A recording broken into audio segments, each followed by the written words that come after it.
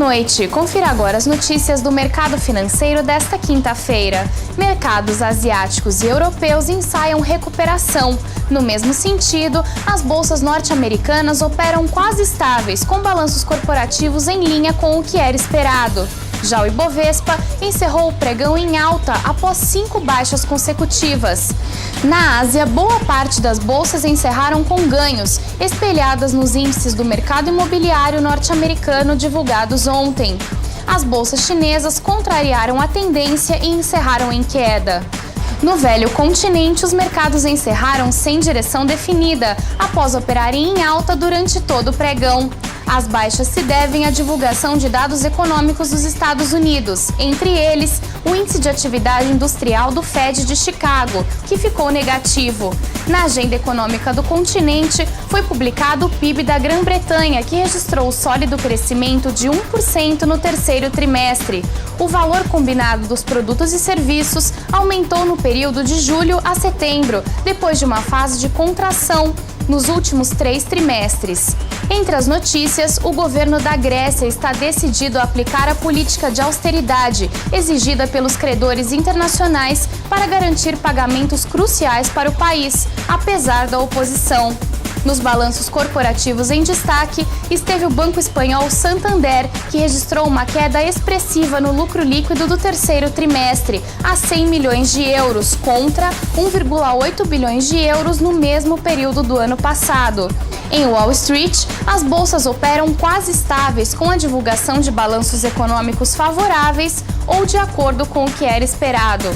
Por lá, foi divulgado que os pedidos de bens de consumo dos Estados Unidos subiram com força em setembro, apesar de não compensar a queda do mês anterior. O avanço foi de 9,9% em relação a agosto, com dados corrigidos. Já o Índice de Atividade Industrial do Federal Reserve de Chicago caiu para menos 4 pontos em outubro, lembrando que leituras abaixo de zero significam retração.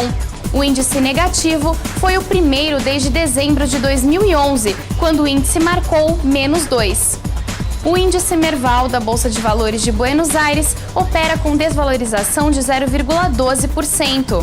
Por aqui, o Ibovespa fechou no azul após 5 pregões de queda, ao marcar ganhos de 1,18%. Abrindo a agenda de indicadores brasileiros, o índice de preços ao consumidor medido pela FIPE na cidade de São Paulo registrou alta de 0,84% na terceira quadricemana de outubro, contra os 0,77% registrados na segunda quadricemana do mês. Já o índice de confiança do consumidor da Fundação Getúlio Vargas recuou ligeiramente entre setembro e outubro, ao passar de 122,1 pontos para 121,7. No mesmo sentido, a pesquisa mensal de emprego revelou que a taxa de desocupação foi estimada em 5,4% em setembro de 2012, nas regiões de Recife, Salvador, Belo Horizonte, Rio de Janeiro, São Paulo e Porto Alegre, a menor taxa para o mês de setembro desde o início da série histórica em 2002. Entre os balanços corporativos, o lucro da Vale caiu 66,2% no terceiro trimestre, em relação ao mesmo período de 2011, devido à queda dos preços internacionais e um contexto de crise econômica mundial. E para animar os investidores, a Natura manteve seu ritmo de crescimento no terceiro trimestre e alcançou o recorde histórico de 12,3% de participação do resultado total da empresa nas operações internacionais. A receita líquida consolidada atingiu 1,586 milhões de reais, com crescimento de 14,8% em relação ao mesmo período de 2011. Na renda fixa, os juros futuros encerraram em queda. O contrato de depósito interfinanceiro, com vencimento em janeiro de 2013, o mais negociado, apresentou taxa anual de 7,11%.